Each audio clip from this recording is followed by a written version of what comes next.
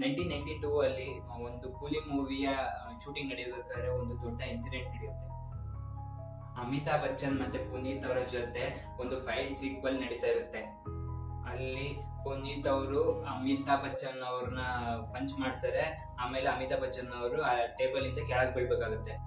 ಆದರೆ ಅಮಿತಾಬ್ ಬಚ್ಚನ್ ಆ fight ನಡೆಸಬೇಕಾದ್ರೆ table ನ ತುದಿ ಅವರ ಬ್ಯಾಕ್ ಬೋನಿಗೆ ಬೀಳುತ್ತೆ. ಮತ್ತೆ ಬ್ಯಾಕ್ ಬೋನಿನ ರಪ್ಚರ್ ಸ್ವಲ್ಪ ಡ್ಯಾಮೇಜ್ ಆಗುತ್ತೆ. The first time they put me on my feet to get me walking, my legs crumbled and I just fell to the floor. Amitabh Bachchan ಅವ್ರನ್ನ ಬೇಗನೆ ಹಾಸ್ಪಿಟಲ್ ಸೇರಿಸ್ತಾರೆ. ಅಲ್ಲಿ ಅವರಿಗೆ ಎಮರ್ಜೆನ್ಸಿ ಆಪರೇಷನ್ ನಡೆಯುತ್ತೆ. ಆ ಸರ್ಜರಿ ನಡೆದ್ಮೇಲೆ ಅವ್ರನ್ನ ಮುಂಬೈನ ಬ್ರೀಚ್ ಕ್ಯಾಂಡಿ ಹಾಸ್ಪಿಟಲ್ ನಲ್ಲಿ ಶಿಫ್ಟ್ ಮಾಡ್ತಾರೆ. ಈ ಇನ್ಸಿಡೆಂಟ್ ನಡೆದಾದ್ಮೇಲೆ ಸ್ವಲ್ಪ ಸಮಯದ ಅಂದ್ರೆ ಅರ್ಧ ದಿವಸ ಅಮಿತಾಬ್ ಬಚ್ಚನ್ ಸತ್ತೋದ್ರು ಅಂತಾನೆ ನ್ಯೂಸ್ ಹರಡ್ತಿತ್ತು.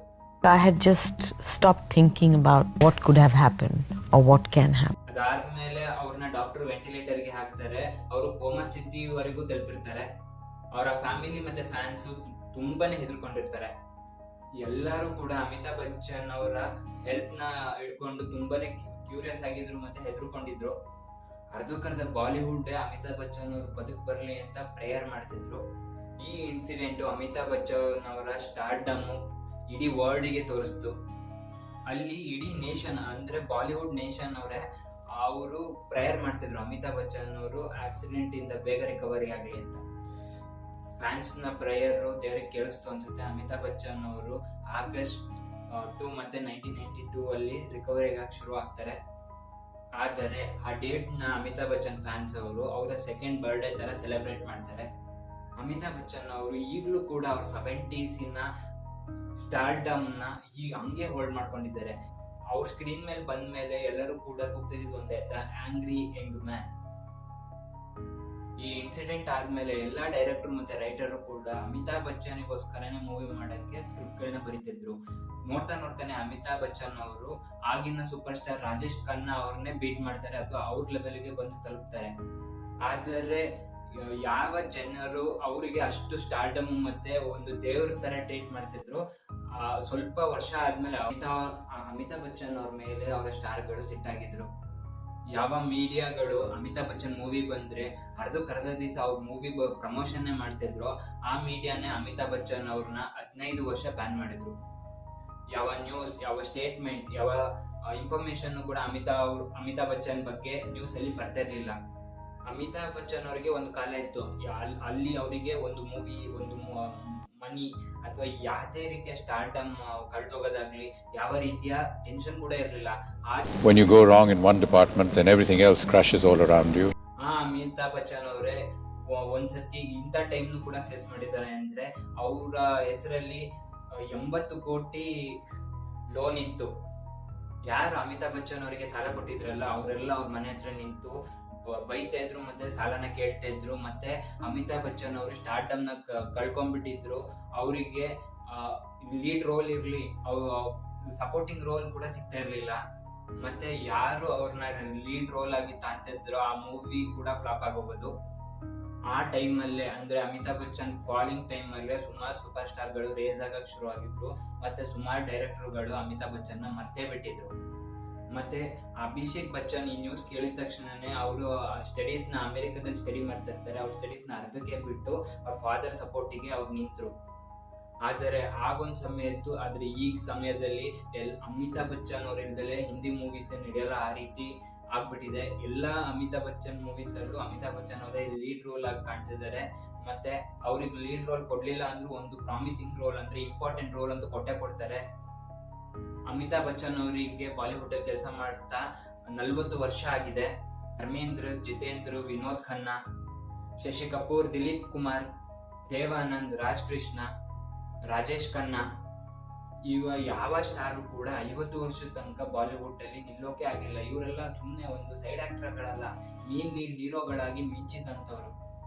ಅಮಿತಾಬ್ ಬಚ್ಚನ್ ಎಂತ ಸ್ಟಾರ್ ಅಂದ್ರೆ ಬಾಲಿವುಡ್ ಅಂದ್ರೆ ಹಿಂದಿ ಪೀಪಲ್ ಗಳು ಅವರ ಕೆಲಸನ 3 ಜನರೇಷನ್ ಅವರು ನೋಡಿದ್ದಾರೆ. ಅಂದ್ರೆ ಅವರ ಮೂವೀಸ್ ನ 3 ಜನರೇಷನ್ ಅವರು ನೋಡಿದ್ದಾರೆ. ಅಮಿತಾಬ್ ಬಚ್ಚನ್ ಅವರು ಅವರ ಲೈಫ್ ಅಲ್ಲಿ ಎಷ್ಟು ಡೌನ್ ಫೇಸ್ ಮತ್ತೆ ಅಪ್ ಫೇಸ್ ಗಳನ್ನ ನೋಡಿದ್ದಾರೆ ಅಂದ್ರೆ ನಾವು ಅವ್ರ ಲೈಫ್ ನ ಸ್ಟಡಿ ಮಾಡಿದ್ರೆ ಅವರಿಂದ ಸುಮಾರು ವಿಷಯಗಳನ್ನ ತಿಳಿಬಹುದು.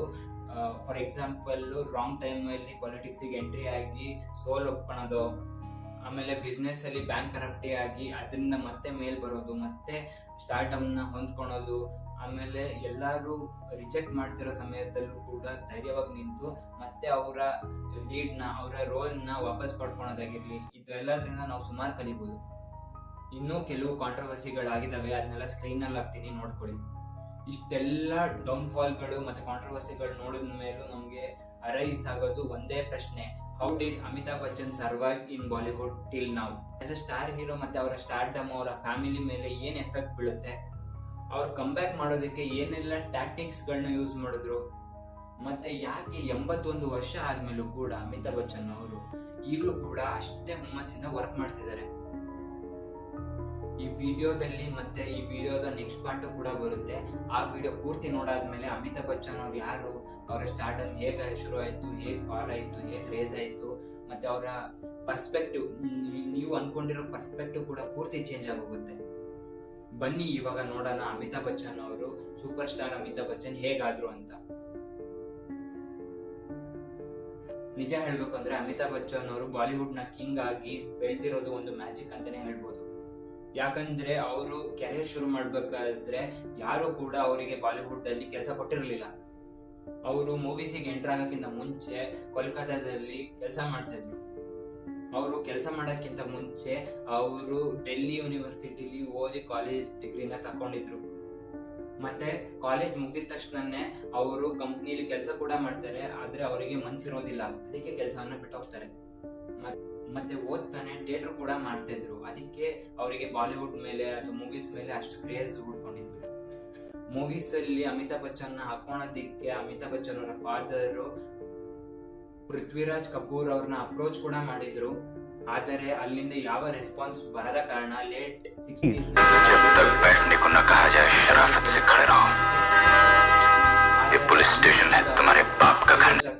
ನ್ಯೂಸ್ ಹೇಳಲು ರಿಜೆಕ್ಟ್ ಆಗ್ತಾರೆ. ಯಾವ ವಾಯ್ಸ್ ಇಂದ ನಾವು ಇವಾಗ ಬಿಗ್ ಬಿ ನ ರೆಕಗ್ನೈಸ್ ಮಾಡ್ತೀವೋ ಅದೇ ವಾಯ್ಸ್ ಅವರಿಗೆ ನ್ಯೂಸ್ ರೀಡ್ ಮಾಡಲು ರೇಡಿಯೋದಲ್ಲಿ ಚಾನ್ಸ್ ಕೊಡ್ಲಿಲ್ಲ. ಅಮಿತಾಬ್ ಬಚ್ಚನ್ ಅವರು 1969 ನಲ್ಲಿ ಒಬ್ರು ಸ್ಕ್ರೀನ್ ರೈಟರ್ ಆಗಿ ಬಾಲಿವುಡ್ ಇಂಡಸ್ಟ್ರಿಗೆ ಜಾಯ್ನ್ ಆಗ್ತಾರೆ. ಬ್ರೊನಾಲ್ಡ್ ಸೇಟಿನ ನ್ಯಾಷನಲ್ ಅವಾರ್ಡ್ ವಿನ್ನಿಂಗ್ ಫಿಲಂ ಭಗವಾನ್ ಶೋ ಮೂವಿಯಲ್ಲಿ ಅವರ ಕೆಲಸನ ರೆಕಗ್ನೈಸ್ ಮಾಡ್ತಾರೆ. ಮತ್ತೆ ಅಮಿತಾಬ್ ಬಚ್ಚನ್ ಅವರು ಅವರ ಬಾಲಿವುಡ್ ನ ಮೊದಲನೇ ಮೂವಿ 1969 ನಲ್ಲಿ ಸಾತ್ ಹಿಂದೂಸ್ತಾನ್ ಮೂವಿಯಿಂದ ಶುರು ಮಾಡಿದ್ರು. ಅದರಲ್ಲಿ ಅವರು 7 ಜನ ಲೀಡ್ ಆಕ್ಟರ್ ಅಲ್ಲಿ ಒಬ್ಬರಾಗಿದ್ರು. ಅದಾದ್ಮೇಲೆ 1971 ನಲ್ಲಿ ಅವಾಗಿನ ಸೂಪರ್ ಸ್ಟಾರ್ ರಾಜೇಶ್ ಖನ್ನಾ ಅವರ ಜೊತೆ ಒಂದು ರೋಲ್ ಆಫರ್ ಆಗಿತ್ತು, ಮತ್ತೆ ಆ ರೋಲ್ ಅಲ್ಲಿ ಆಕ್ಟ್ ಕೂಡ ಮಾಡಿದ್ರು. ಮತ್ತೆ ಅದಕ್ಕೆ ಅವರಿಗೆ ಬೆಸ್ಟ್ ಸಪೋರ್ಟಿಂಗ್ ರೋಲ್ ಅವಾರ್ಡ್ ಕೂಡ ಸಿಕ್ಕಿತ್ತು. ಅಮಿತಾಬ್ ಬಚ್ಚನ್ ಅವರು 1971 ನಲ್ಲಿ ಸುಮಾರು ಮೂವಿಗಳನ್ನ ಮಾಡಿದ್ರು. ಯಾವ ರೀತಿ ಅಂದ್ರೆ ಪರ್ವಾನ ಮತ್ತೆ ಬಂದೇ ಹಾತ್, ಈ ಮೂವಿಲಿ ಅವರು ಡಬಲ್ ರೋಲ್ ಆಕ್ಟಿಂಗ್ ನ ಮಾಡಿದ್ರು. ಇದನ್ನ ಬಿಟ್ಟು ಕೂಡ ರೇಷ್ಮಾ ಅವ್ರ ಶೇರ, ಬಾವರ್ಚಿ ಮತ್ತೆ ಬಾಂಬೆ ಟು ಗೋವಾ ಇದೇ ರೀತಿ ಸ್ವಲ್ಪ ಫಿಲಂಗಳನ್ನ ಕೂಡ ಮಾಡಿದ್ರು. ಆದರೆ ಈಗಿನ ಕಾಲಿನ ಬಿಗ್ ಬಿಗೆ ಆಗಿನ ಕಾಲದಲ್ಲಿ ಯಾವ ರೀತಿಯ ಗ್ರೇಟ್ ಅಚೀವ್ಮೆಂಟ್ ಕೂಡ ಸಿಗ್ತಾ ಇರ್ಲಿಲ್ಲ. ಇದೆಲ್ಲ ಆದ್ಮೇಲೆ ಅವರ ಮೂವೀಸ್ಗಳು ಫ್ಲಾಪ್ ಆಗಕ್ ಶುರು ಆದ್ವು. ಅವರು 30 ವರ್ಷ ತಲುಪೋ ಒಳಗೆ ಅವರ ಮೂವಿಗಳ ಲಿಸ್ಟ್ ಅಲ್ಲಿ 12 ಮೂವಿ ಬ್ಲಾಕ್ ಬಸ್ಟರ್ ಆಗಿತ್ತು. ಆದ್ರೂ ಕೂಡ ಅವರಿಗೆ ಫ್ಲಾಪ್ ನ್ಯೂ ಕಮ್ಮರ್ ಟ್ಯಾಗ್ ಕೂಡ ಸಿಕ್ಕಿತ್ತು. ಅವ್ರನ್ನ ಎಷ್ಟು ಟೀಸ್ ಮಾಡೋರು ಅಂದ್ರೆ ಅದನ್ನೆಲ್ಲ ನೋಡಿ ಅವರು ಆಕ್ಟಿಂಗ್ ಬಿಟ್ಬಿಡೋಣ ಅಂತ ಮನ್ಸು ಮಾಡಿದ್ರು. ಆದರೆ ಇದೆಲ್ಲ ಆದ್ಮೇಲೆ 1973 ಅಲ್ಲಿ ಒಂದು ಮೂವಿ ರಿಲೀಸ್ ಆಯ್ತು. ಈ ಮೂವಿನೇ ಬಿಗ್ ಬಿಗೆ ಒಂದು ಸೂಪರ್ ಸ್ಟಾರ್ ಟೈಟಲ್ ಕೊಟ್ಟಿತ್ತು. ಆ ಮೂವಿ ಹೆಸರೇ ಜಂಜೀರ್. ಯಾವಾಗ ಆ ಮೂವಿ ಸ್ಕ್ರಿಪ್ಟ್ ಆಗಿತ್ತೋ ಆ ಮೂವಿ ಕಾಸ್ಟಿಂಗ್ ಮಾಡೋದಿಕ್ಕೆ ದಿಲೀಪ್ ಕುಮಾರ್, ಧರ್ಮೇಂದ್ರ, ದೇವ್ ಆನಂದ್ ಅವ್ರ ಕಡೆ ಎಲ್ಲ ಹೋಗಿದ್ರು. ಆದ್ರೆ ಅವ್ರ 3 ಜನ ಈ ಮೂವಿನ ರಿಜೆಕ್ಟ್ ಮಾಡಿದ ಕಾರಣ ಈ ಮೂವಿ ಅಮಿತಾಬ್ ಬಚ್ಚನ್ ಅವರಿಗೆ ಸಿಕ್ತು. ಯಾಕಂದ್ರೆ ಆ ಟೈಮಲ್ಲಿ ಎಲ್ಲರೂ ಕೂಡ ರೊಮ್ಯಾಂಟಿಕ್ ಹೀರೋ ಆಗಿ ತಮ್ಮ ರೋಲ್ ನ ನಿಭಾಯಿಸ್ತಿದ್ರು. ತಾವೇನಾದ್ರೂ ಈ ರೋಲ್ ನ ಅಕ್ಸೆಪ್ಟ್ ಮಾಡ್ಕೊಂಡಿದ್ರೆ ಜನ ಆ ರೋಲ್ ಅಲ್ಲಿ ಅವ್ರನ್ನ ಒಪ್ಕೊಂತಿರ್ಲಿಲ್ಲ ಅಂತ ಈ ಮೂವಿನ ರಿಜೆಕ್ಟ್ ಮಾಡಿದ್ರು. ಇವೆಲ್ಲ ರಿಜೆಕ್ಷನ್ ಕೇಳಾದ್ಮೇಲೆ ಆ ಡೈರೆಕ್ಟರ್ಗೆ ಅಮಿತಾಬ್ ಬಚ್ಚನ್ ಹೆಸರು ಸಜೆಸ್ಟ್ ಮಾಡ್ತಾರೆ. ಆದರೆ ಆ ಡೈರೆಕ್ಟ್ರು ಅಮಿತಾಬ್ ಬಚ್ಚನ್ ನ ಕ್ಯಾಸ್ಟ್ ಮಾಡ್ಕೊಳೋದಿಕ್ಕೆ ಒಪ್ಪೋದಿಲ್ಲ. ಯಾಕಂದ್ರೆ ಯಾಕಂದ್ರೆ ಅಮಿತಾಬ್ ಬಚ್ಚನ್ ಅವರು ಅಲ್ಲಿ ತನಕ ಫ್ಲಾಪ್ ಮೂವಿಗಳನ್ನೇ ಕೊಡ್ತಾ ಬಂದಿರ್ತಾರೆ. ये कोई स्टार तो थे नहीं उस टाइम के ऊपर, बल्कि on the contrary picture flop हो रही नहीं, तो कोई लेने को तैयार नहीं. ಆದರೆ ಕೆಲವರು ಸಜೆಸ್ಟ್ ಮಾಡಿದ್ರು ಆಕ್ಟರ್ ಒಳ್ಳೆಯವನೇ ಆದ್ರೆ ಮೂವಿಗಳು ಫ್ಲಾಪ್ ಆಗ್ತದೆ ಅಂತ. ಮತ್ತೆ ಆ ಸಮಯದಲ್ಲಿ ಜಯ ಬಚ್ಚನ್ ಒಬ್ರು ಟಾಪ್ ಆಕ್ಟರ್ ಆಗಿದ್ರು. ಸೊ ಕೊನೆಗೂ ಬಿಗ್ ಬಿನ ಮೂವಿಗೆ ಕ್ಯಾಸ್ಟಿಂಗ್ ಮಾಡೋದಕ್ಕೆ ಒಪ್ಕೊಂಡ್ರು. ಆದ್ರೂ ಕೂಡ ಅಮಿತಾಬ್ ಬಚ್ಚನ್ ಅವರ ಮೇಲೆ ನಂಬಿಕೆ ಇರಲಿಲ್ಲ. ಅದಕ್ಕೋಸ್ಕರನೇ ಅವರು ಮೂವಿಯಲ್ಲಿ ಜಯ ಬಚ್ಚನ್ ಅವ್ರನ್ನ हीरोइन आगे कैश ಮಾಡಿದ್ರು. एज अ गुड एक्टर वो हमारी पर्सनैलिटी जो हमको चाहिए वो शूट कर रही है. हमें बहुत ये था कि हमारी स्क्रिप्ट चलेगी. धर्मेंद्र साहब माइंड में थे, उनको सुनाई तो उन्होंने किसी वजह से नहीं की. देव साहब ने क्या उनके रीजंस थे वो पता नहीं लगे, उन्होंने स्पीच सुना. दिलीप साहब ने सुना बैंड्रा क्लब के अंदर. ಮತ್ತೆ ಜಂಜೀರ್ ಮೂವಿ ಬಂದಿದ ತಕ್ಷಣನೇ ಎಲ್ಲರ ಬಾಯಲ್ಲೂ ಅಮಿತಾಬ್ ಬಚ್ಚನ್ ಹೆಸರೇ ಬರ್ತಾ ಇತ್ತು. ಆ ಮೂವಿಲಿ ಅಮಿತಾಬ್ ಬಚ್ಚನ್ ಅವರ ಕ್ಯಾರೆಕ್ಟರ್ ಹೇಗಿತ್ತು ಅಂದ್ರೆ ಒಬ್ಬ ಇಂಡಿಯನ್ ಕರಪ್ಟ್ ಪೊಲೀಸ್ ಮತ್ತೆ ಕರಪ್ಷನ್ ವಿರುದ್ಧ ಹೋರಾಡೋ ರೀತಿ ತೋರಿಸಿದ್ರು. ಜನ ಇದಕ್ಕೆ ತುಂಬಾನೇ ರಿಲೇಟ್ ಮಾಡ್ಕೊಂಡ್ರು. ಅದಕ್ಕೆ ಅಮಿತಾಬ್ ಬಚ್ಚನ್ ಜನರ ಮೈಂಡ್ ಇಂದ ಹೋಗ್ತಾನೆ ಇರ್ಲಿಲ್ಲ. ಮತ್ತೆ ಈ ಒಂದ್ ಫಿಲಂ ಇಂದ ರಾಜೇಶ್ ಖನ್ನಾ ಅವರ ಸೂಪರ್ ಸ್ಟಾರ್ ಟೈಟಲ್ ನ ಅಮಿತಾಬ್ ಬಚ್ಚನ್ ಅವರಿಗೆ ನೀಡ್ತಾರೆ. ಮತ್ತೆ ಇದರಿಂದ ಬಾಲಿವುಡ್ಗೆ ಒಬ್ಬ ಹೊಸ ಸ್ಟಾರ್ ಎಂಟ್ರಿ ಆಗ್ತಾನೆ.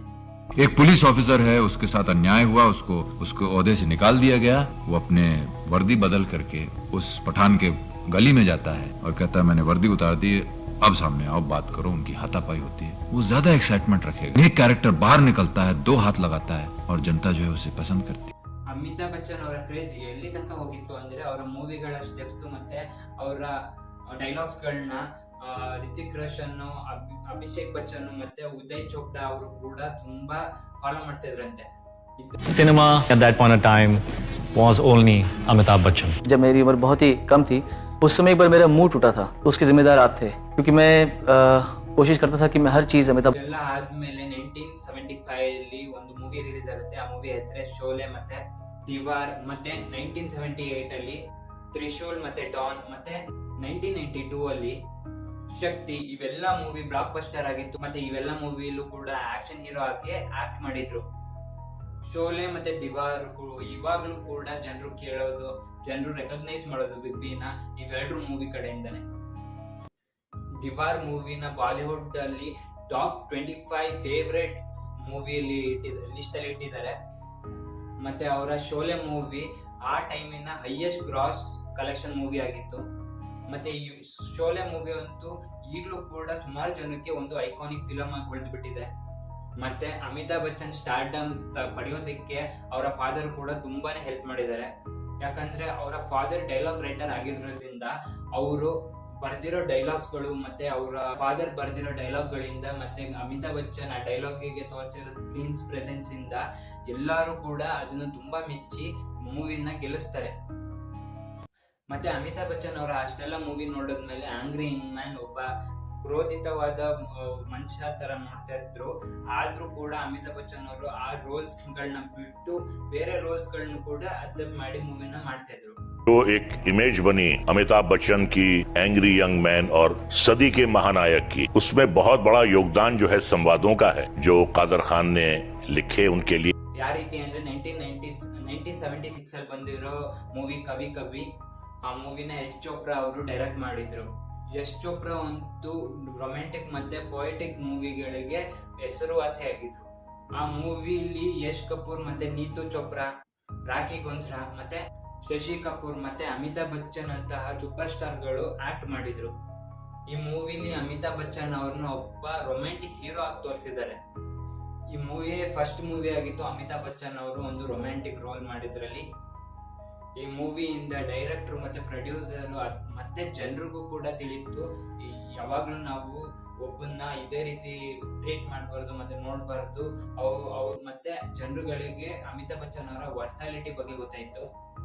ಮತ್ತೆ 80s 90s ಅಲ್ಲಿ ಹೆಂಗಿತ್ತು ಅಂದ್ರೆ ಮೂವಿ ಚೆನ್ನಾಗಿರ್ಲಿ ಅಥವಾ ಚೆನ್ನಾಗಿಲ್ದೇ ಇರ್ಲಿ, ಅಮಿತಾಬ್ ಬಚ್ಚನ್ ಇದ್ರೆ ಆ ಮೂವಿ ಖಂಡಿತ ಹಿಟ್ ಆಗಿರೋದು.